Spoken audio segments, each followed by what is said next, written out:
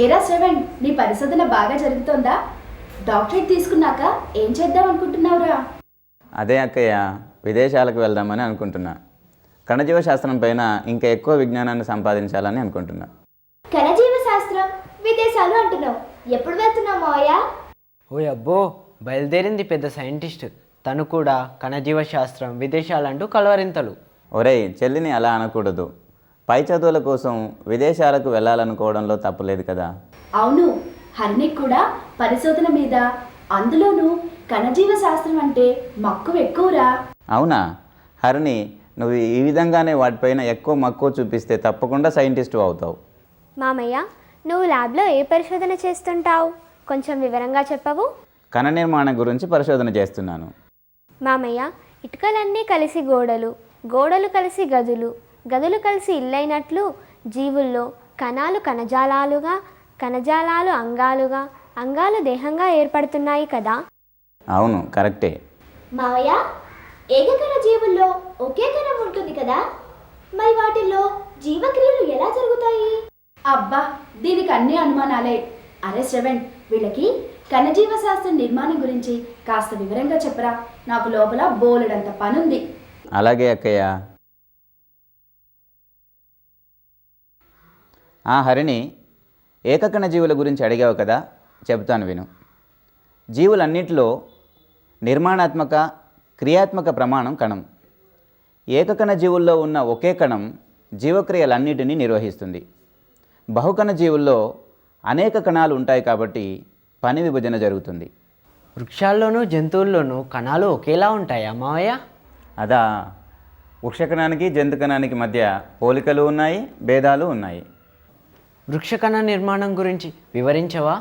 సరే, అలాగే చెప్తా వినండి. మొట్టమొదటిసారిగా రాబర్ట్ హుక్ అనేటువంటి శాస్త్రవేత్త 1665 సంవత్సరంలో ఒక మొక్కలోని కణజాలాన్ని పరిశీలించాడు. అందులో మొట్టమొదటిసారిగా కణాన్ని గుర్తించాడు.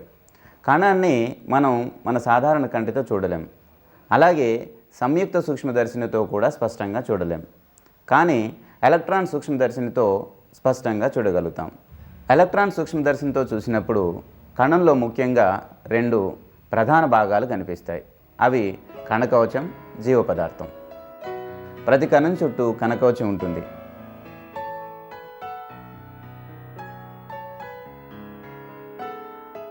వృక్షకణంలో కణకవచం అన్నింటికంటే వెలుపల గల నిర్జీవ భాగం కణం చుట్టూ ఉంటుంది.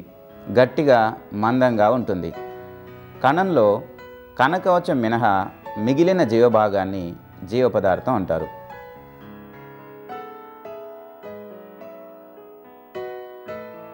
జీవపదార్థంలో వెలుపల ఉండే పలుచని పొరే ప్లాజ్మా పొర.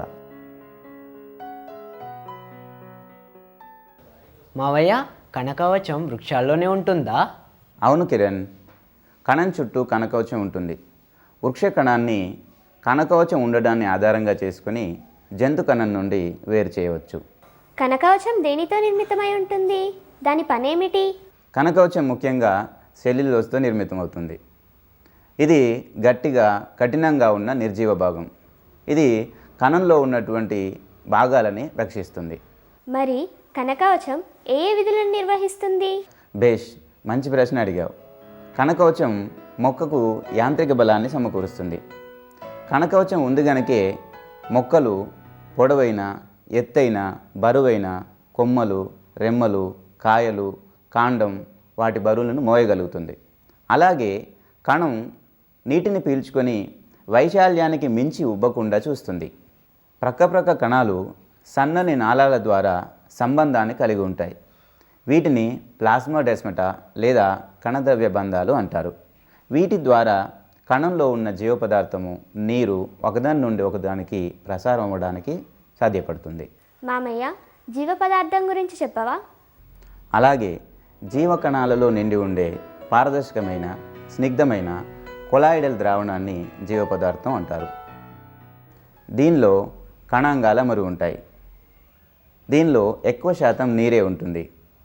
ఇంకా స్థూల రసాయన మూలకాలు, ప్రోటీన్లు, కేంద్రక ఆమ్లాలు, అమైనో ఆమ్లాలు, పిండి పదార్థాలు, లిపిడ్లు మరియు ఆయాన్లు, వీటితో పాటు తక్కువ శాతం విటమిన్లను కలిగి ఉంటాయి. వాన్ మోల్ 1846 సంవత్సరంలో జీవ పదార్థాన్ని జీవక్రియా కేంద్రంగా అభివర్ణించారు. జీవుల అభివృద్ధికి తోడ్పడుతుందని సూచించారు. జీవ పదార్థం యొక్క వెలుపలి పొరనే కణపొర అంటాం.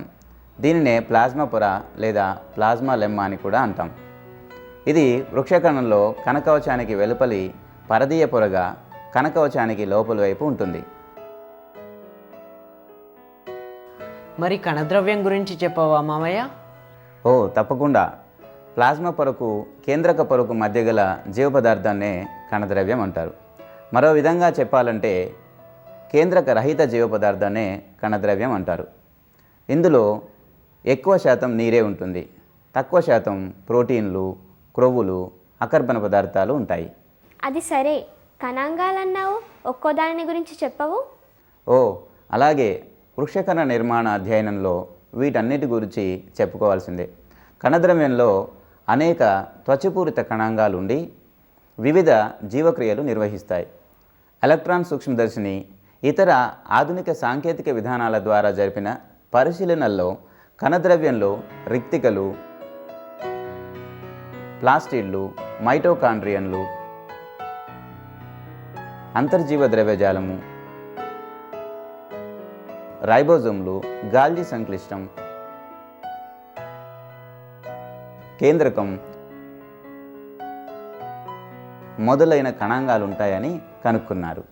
మరి కణాంగాలు చేసే పనులేమిటి? కొంచెం వివరంగా చెప్పవా? ఓ అలాగే, తప్పకుండా. మొదట రిక్తికల విషయం చూద్దాం. వీటిని స్పెలాంజిని అనే శాస్త్రవేత్త కనుక్కున్నాడు. ఇవి కణద్రవ్యంలో ఉంటాయి. రిక్తికను ఆవరించి ఉండే పొరను టోనోప్లాస్ట్ అంటారు. రిక్తిక లోపల అధిక శాతం నీటితో నిండి ఉంటుంది. దీనిని కణరసం లేదా టోనోప్లాజం అంటారు. కొత్తగా ఉద్భవించిన రిక్తికలు చిన్నగా ఉండి కణం ఎదుగుదలతో పాటు రిక్తికలన్నీ కలిసి ఒక పెద్ద రిక్తికగా మారుతాయి. రిక్తిక చుట్టూ జీవ పదార్థం చేరి కణకవచం వైపుకు నెట్టబడుతుంది. జీవ పదార్థంతో పాటు కేంద్రకం కూడా ఒక పక్కకు నెట్టబడుతుంది. టోనోప్లాజం ద్వారా కొన్ని పదార్థాలు మాత్రమే రిక్తికలోకి ప్రవేశిస్తాయి. దీనిలో రిక్తిక రసం, కార్బోహైడ్రేట్లు, అమైనో ఆమ్లాలు, ప్రోటీన్లు, వర్ణద్రవ్యాలు, విసర్జక పదార్థాలు నిల్వ ఉంటాయి. మరి రిక్తికలు చేసే విధులేమిటి మామయ్య? రిక్తికలు ముఖ్యంగా 2 విధులు నిర్వహిస్తాయి. అవి వివిధ రకాల పదార్థాల నిల్వ, రెండవది ద్రవ విసరణ నియంత్రణ. అమ్మో, రిక్తికలు కూడా అంత ముఖ్యమైన విధుల్ని నిర్వహిస్తాయన్నమాట. అవును కిరణ్, ఏ కణాంగం పని దానికే ఉంటుంది. రిక్తికల గురించి వివరంగా తెలుసుకున్నాగా, ఇప్పుడు మీరు ఒక్కొక్క కణాంగం పేరు చెప్పి దాని గురించి అడిగితే దాని గురించి నేను వివరంగా మీకు వివరిస్తాను. అలాగే మామయ్య.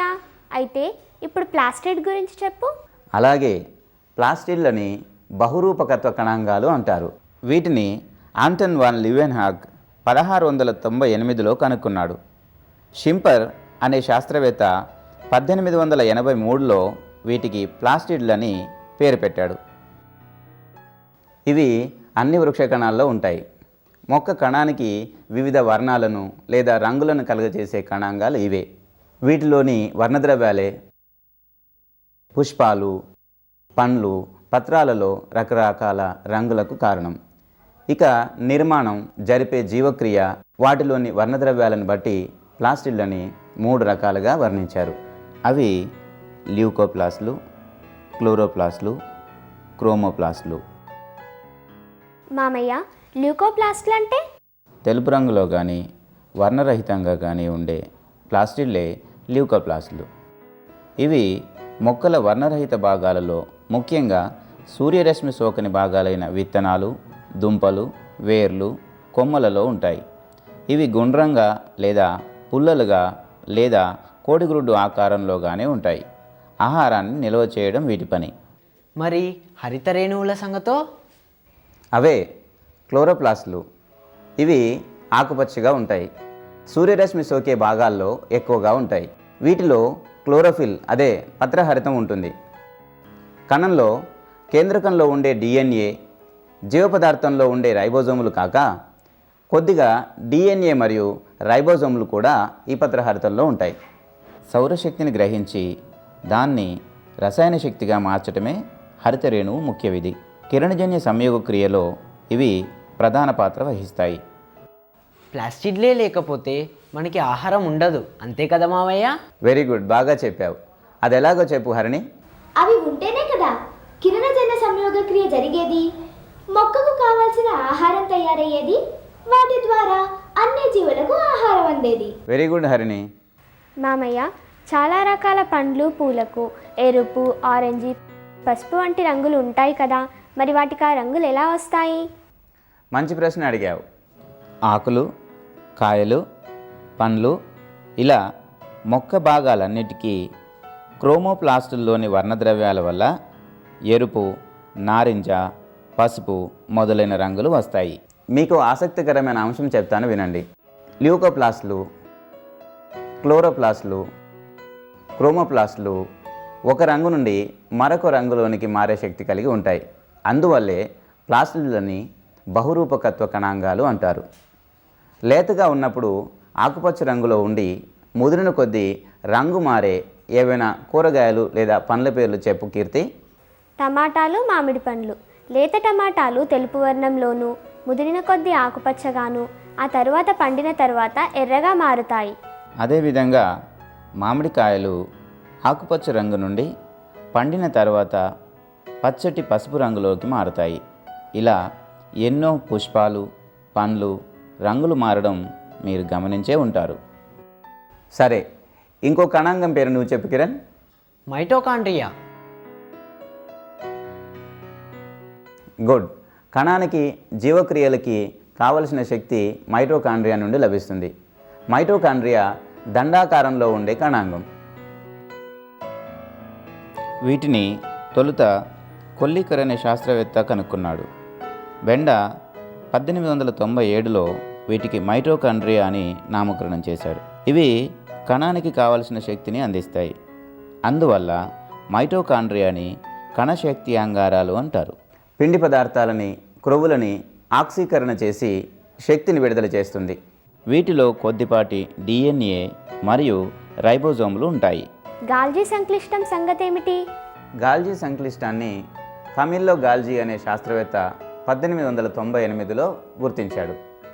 వీటిని గతంలో డిక్టియోజోమ్లు, ఇడియోజోమ్లు, లైపోకాండ్రియా అని వివిధ రకాలైనటువంటి పేర్లతో పిలిచేవారు. గాల్జీ సంక్లిష్టంలో కూరల వంటి నిర్మాణాలు ఉంటాయి. క్రొవ్వులు, హార్మోన్లు, ఎంజైమ్ల స్రావంలో గాల్జీ సంక్లిష్టం ప్రధాన పాత్ర వహిస్తుంది. మావయ్య, మరి స్వయం విచ్చిత సంచుల గురించి చెప్పవా? సరే, అలాగే. లైసోజోమ్లను స్వయం విచ్చితి సంచులు అంటారు. వీటిని క్రిస్టియన్ డుడువే 1955వ సంవత్సరంలో కనుక్కున్నాడు. ప్రతి లైసోజోమ్ గుండ్రంగా ఉండి ఒకే త్వచంతో కప్పబడి ఉంటుంది. దీనిలో ఎంజైమ్లు ఉంటాయి. ఇవి కణంలో శక్తి ఉత్పన్నం అవడానికి, కణం పెరుగుదలకి వినియోగించబడతాయి. ఆహార పదార్థాలు జీర్ణం అవడానికి తోడ్పడతాయి. కొన్ని వ్యాధులలో లైసోజోమ్లు విచ్ఛిన్నం అవడం వల్ల ఇవి కణ వినాశనానికి కూడా దారితీస్తాయి. ఈ కారణంగా లైసోజోమ్లని స్వయం విచ్చిత్తి సంచులు అంటారు. మావయ్య, లైజోజోమ్స్ స్వయం విచ్యుత్తి సంచులు సరే, మరి రైబోజోమ్స్ చేసే పనేమిటి? వాటికి కూడా ప్రత్యేకమైన పేరేమైనా ఉందా? చెప్తాను విను. రైబోజోములు ప్రోటీన్ సంశ్లేషణ చేస్తాయి. అందుకని వీటిని ప్రోటీన్ కర్మాగారాలు అంటారు. వీటిని పెలడే అనే శాస్త్రవేత్త 1955లో కనుక్కున్నారు. గోళాకారంలో కానీ హృదయాకారంలో కానీ ఉంటాయి. ఇవి RNA, ప్రోటీన్ల వల్ల ఏర్పడతాయి. కణంలో స్వేచ్ఛగా కానీ గుంపులుగా కానీ అంతర్జీవ ద్రవ్యజాలానికి అతుక్కొని కానీ ఉంటాయి. గుంపులుగా ఉన్న రైబోజోమ్లను పాలిజోమ్లు అంటారు. ఇవి ప్రోటీన్ సంశ్లేషణలో ఉపయోగపడతాయి. మామయ్య, కణంలో ఉండే అంతర్జీవ ద్రవ్యజాలం గురించి చెప్పవా? సరే, అలాగే. కీత్ పోర్టర్ అనే శాస్త్రవేత్త అంతర్జీవ ద్రవ్యజాలాన్ని 1953లో కనుగొన్నాడు. ఇవి కణంలో నాళం వంటి నిర్మాణాలు. నాళం మధ్య